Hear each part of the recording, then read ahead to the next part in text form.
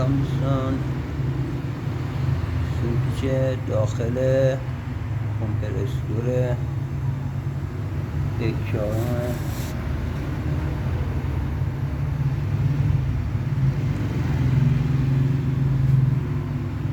داخل کالکتورش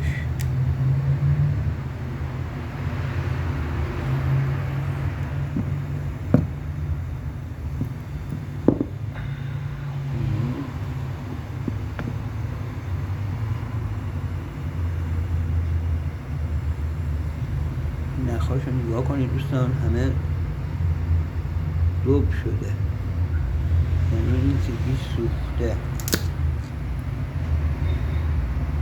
اینم شاتونو با پیستونشه، اونم پیستونش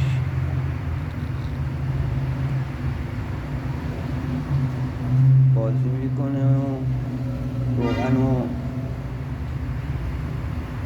میاره بالا برای اینکه این دوتا قطعه روغن رو میکشه میاره بالا و با گاز رو در جریان پیدا میکنه.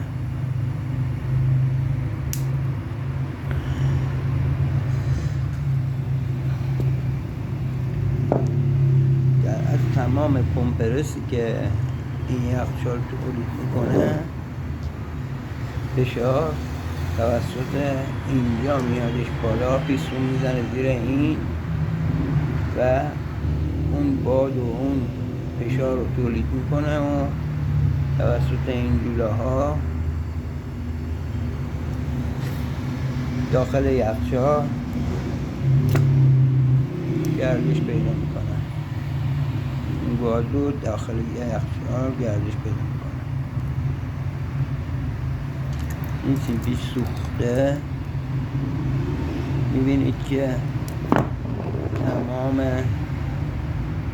نخاش آب شده.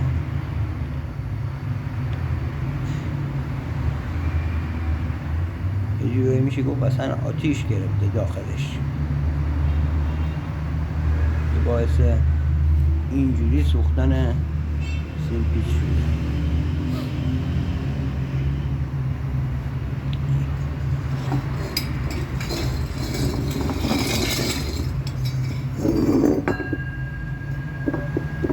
اینم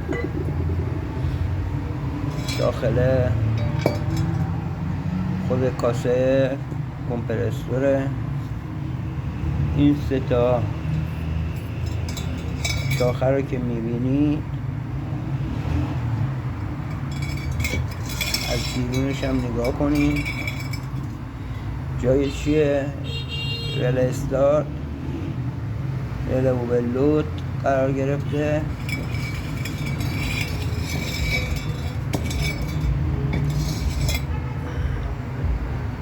میریم سراغ خود سیمپیچ دوستان.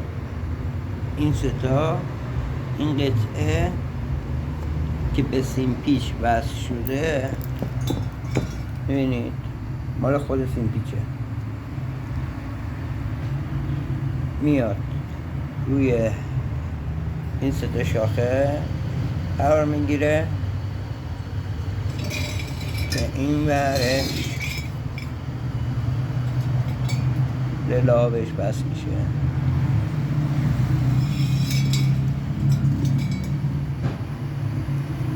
کالکتور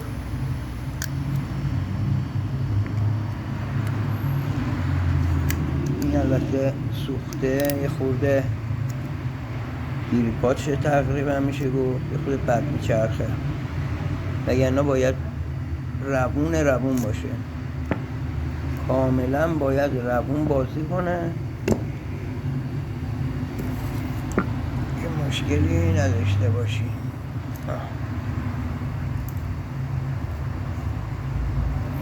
یه جاهایی صفر میشه و گیر میکنه، باید روون بازی کنه. این کمپرسور معمولیه، کمپرسور اینورتر هم تقریبا میشه گفت همین ساختار رو داره. ساختار این پیستون و به اصطلاح شاتون و اینا همه همینه.